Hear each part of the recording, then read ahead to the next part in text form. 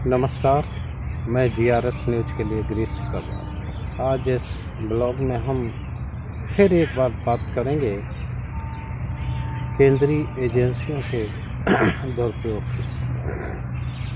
केंद्रीय एजेंसियों का दुरुपयोग लगभग सभी सरकारें करती रही हैं, जो भी केंद्र में पदस्थ रही। लेकिन इसमें एक नई बात यह है कि जब तक आप सत्ताधारी दल के साथ होते हैं तो आपके किसी प्रकार के भी मुकदमे हों, चाहे भ्रष्टाचार से संबंधित हों या अन्य किसी प्रकार से संबंधित हों, तो उस पर कभी चर्चा नहीं होती। लेकिन जैसे ही आप सत्ताधारी दल के काम के नहीं रहते हैं या उसके खिलाफ जाते हैं तो आप पर कार्रवाई होती है। आपके पुराने जो मामले दबे हुए हैं उनको खड़ा।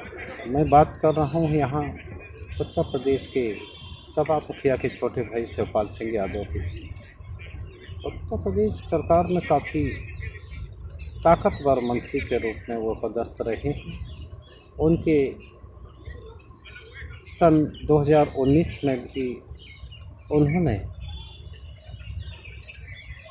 भाजपा की काफ़ी मदद की थी।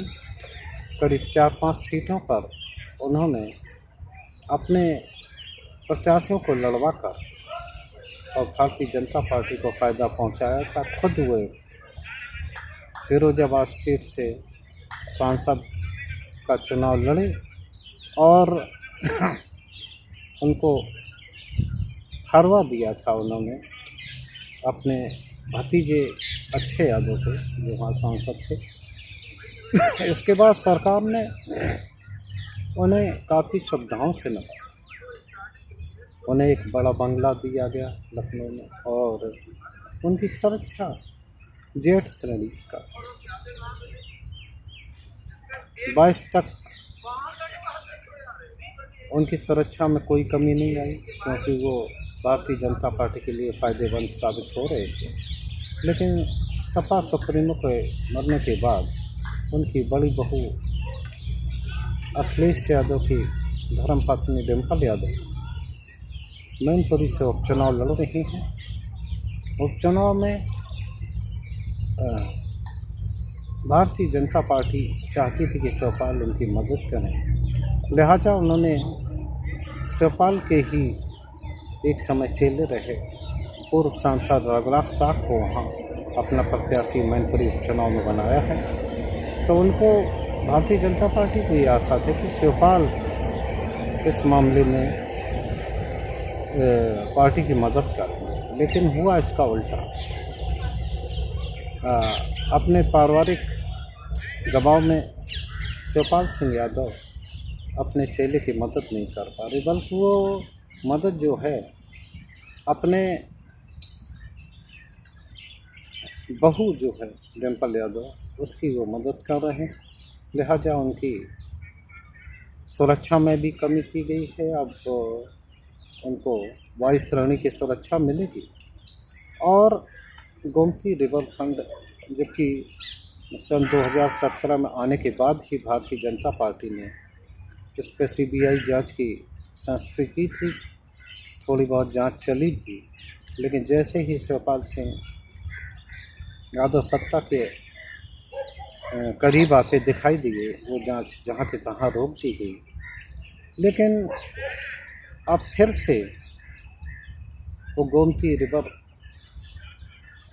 फ्रंट का मामला फिर से उछाला जा रहा है, क्योंकि अब शिवपाल सिंह वहाँ के स्टार प्रचारक हैं मैनपुरी उपचुनाव के लिए, और वो दिन रात मेहनत करके अपनी बहू को जितवा रहे हैं। और मुख्यमंत्री योगी पर भी धारदार हमला।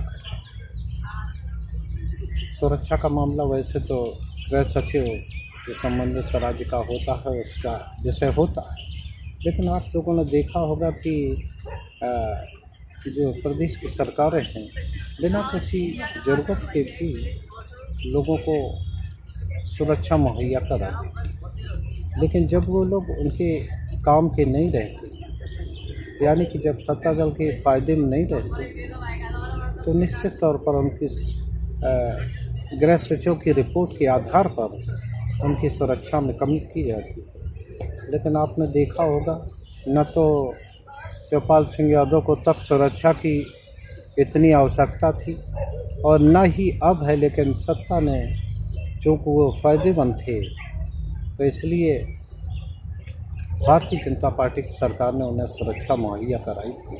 ऐसा कोई खतरा शिवपाल सिंह यादव के न तो तब था न अब है, लेकिन मैं आपको इसलिए इस मुद्दे पर बताना चाह रहा हूँ कि आपको ये जानकारी होना चाहिए कि ये किस प्रकार सत्ताधारी दल अपनी एजेंसियों का और अपने अधिकारों का किस प्रकार दुरुपयोग करते हैं। कई ऐसे लोग हैं जिन्हें सुरक्षा की कोई ज़रूरत नहीं है, लेकिन बिना किसी कारण के उनको सुरक्षा मुहैया कराई गई है, क्योंकि अगर वो चूँकि भारतीय जनता पार्टी को फ़ायदा पहुंचा रहे हैं इसलिए उनको सुरक्षा दी गई है। इसमें कई विपक्षी नेता भी शामिल। लिहाजा मैं बात कर रहा था मैनपुरी उपचुनाव के मद्देनज़र जिस प्रकार शिवपाल यादव की सुरक्षा घटा दी गई है, वैसे ये व्यक्तिगत विषय होता है राज्य सरकारों का, लेकिन पहले उन्हें सुरक्षा दी क्यों गई थी, ये सवाल आम जनता के मन में भी होना चाहिए। शिवपाल सिंह यादव को इतनी सुरक्षा की आवश्यकता नहीं है, तो भले ही वो बड़े कद्दावर नेता रहे हों, लेकिन न तो वो पूरे प्रदेश में कृषक, उनका जो आधार है वो भी इन्हें गिने जिलों तक है, तो लिहाजा उनको सुरक्षा की इतनी आवश्यकता नहीं है। लेकिन चूँकि सरकार ने दे रखी थी तो वो सुविधाएं का लाभ ले रहे थे। अब इनकी सुविधाएं घटाई गई हैं, तो इसको लेकर भी पूर्व मुख्यमंत्री अखिलेश यादव ने भी भाजपा सरकार पर पलटवार किया है कि मतलब क्या सुरक्षा में अब कोई मतलब उन्हें खतरा नहीं रहा है शिवपाल यादव को, जो उनकी सुरक्षा घटा दी गई है। निश्चित तौर पर वो इस मुद्दे को उपचुनाव में भी उठाएंगे। आप सभी लोगों ने देखा होगा कि किस प्रकार से असम के मुख्यमंत्री हेमंत बिस्वा शर्मा, जिन्हें कि एक भारतीय जनता पार्टी उस समय वो कांग्रेस में हुआ करते, भारतीय जनता पार्टी ने उनके खिलाफ अभियान चलाया, उन्हें पानी चोर की संज्ञा दी, लेकिन जिस प्रकार से वो जब भारतीय जनता पार्टी में शामिल हो गए तो उनको न सिर्फ अब इस समय मुख्यमंत्री बनाया गया बल्कि उनके पूरे पुराने पाप भी धुल गए। सभी लोग जानते हैं कि बंगाल में भी किस प्रकार से नारदा शारदा घोटाले में मुकुल राय और तमाम लोग जुड़े हुए थे।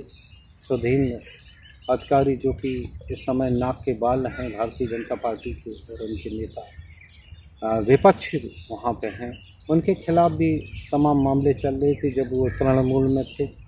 इसी प्रकार से महाराष्ट्र में जो सरकार भारतीय जनता पार्टी ने बनाई है एकनाथ शिंदे गुट को तोड़ के, जिसमें 39 सदस्य, इसमें 17 जो विधानसभा के सदस्य हैं, यहाँ तक कि एकनाथ शिंदे तक को ईडी का नोटिस था, लेकिन जैसे ही वह सत्ता के करीब हुए उनके नोटिस हवा में उछाल दिए गए। इस प्रकार आपने देखा होगा कि किस प्रकार से सरकारें अपनी एजेंसियों का दुरुपयोग करती हैं। एजेंसियों का दुरुपयोग का मामला कोई एक सरकार पे लगाना उचित नहीं होगा, क्योंकि यूपी की सरकारों ने भी इस प्रकार दुरुपयोग किया है। समाजवादी पार्टी सरकार जो कि इस बात को मुद्दा बनाएगी उपचुनाव में या अन्य चुनाव में, लेकिन वो भी जब यहाँ पे उनकी सत्ता थी तो ना कुछ लोगों को जिनका कोई आधार नहीं था, यहाँ तक कि ब्लॉक प्रमुखों तक तमाम सरकारी सुरक्षा मुहैया कराई गई थी। लिहाजा ऐसा एक सिस्टम विकसित किया जाना चाहिए जिसमें कि निश्चित तौर पर एक न्यायाधीश की भूमिका हो, यहाँ तक कि उच्च न्यायालय हो राज्य सरकारों के लिए, उनके मुख्य न्यायाधीश की भी इसमें भूमिका होना चाहिए, और नेता विपक्ष भी हमारे ख्याल से इसमें जुड़ना चाहिए। एक स्वतंत्र समिति बने जो कि समीक्षा करे और उसकी समीक्षा के आधार पर ही लोगों को सुरक्षा मुहैया कराई जाए और हटाई जाए। जैसे ही वो सत्ता दल अपने मन मर्जी से करता है सुरक्षा को लेकर, तो उससे निश्चित तौर पर खतरा रहता है और लोगों को इसकी वो भी मिल जाती है, उंगली उठाने का मौका मिलता है। लिहाजा एक ऐसी समिति बनना चाहिए जिससे कि कोई आरोप प्रत्यारोप न हो और जिन्हें सुरक्षा की वास्तव में ज़रूरत है उन्हें सुरक्षा मिल सके। कई लोग ऐसे हैं, आपको ध्यान होगा कि राजीव गांधी की भी सुरक्षा इस प्रकार कम कर दी गई थी उस समय, और तमाम लोगों की सुरक्षा जब वो सत्ता दल के लिए फ़ायदेमंद नहीं रहते उनकी सुरक्षा भी कम की जाती है। वैसे तो ये सरकारों का विशेष अधिकार है, लेकिन मैं ये चाहूँगा इसके लिए कोई स्वतंत्र समिति बने और इस बात की नियमित समीक्षा होती रहे किसे सुरक्षा की ज़रूरत है, किसे सुरक्षा की ज़रूरत नहीं है, और जिससे कि आम लोगों को भी जिन्हें वास्तव में सुरक्षा की ज़रूरत है। कई बार आपने देखा होगा कई लोगों ने पुलिस से सुरक्षा की मांग की और बाद में उनकी हत्या हुई, लेकिन सरकार उन्हें समय पर सुरक्षा मुहैया नहीं करा पाई। और उनको अगर कोई ऐसा तंत्र प्रदेश में या केंद्र स्तर पर विकसित होता है तो उन सब लोगों को इसमें बहुत राहत मिलेगी जो लोग वास्तविक सुरक्षा के अधिकारी हैं और जिन्हें वास्तव में सुरक्षा की आवश्यकता है, लेकिन वो जो सत्ता दल के करीब नहीं है इसलिए उनको सुरक्षा नहीं मिल पाती है। तो मेरा सुझाव है इस प्रकार की कोई समिति प्रदेश या केंद्र स्तर पर बनना चाहिए जिससे कि वास्तविक ज़रूरतमंदों को भी इसका लाभ मिले और न सरकार किसी में व्यक्तिगत हस्तक्षेप कर सके। जय हिंद।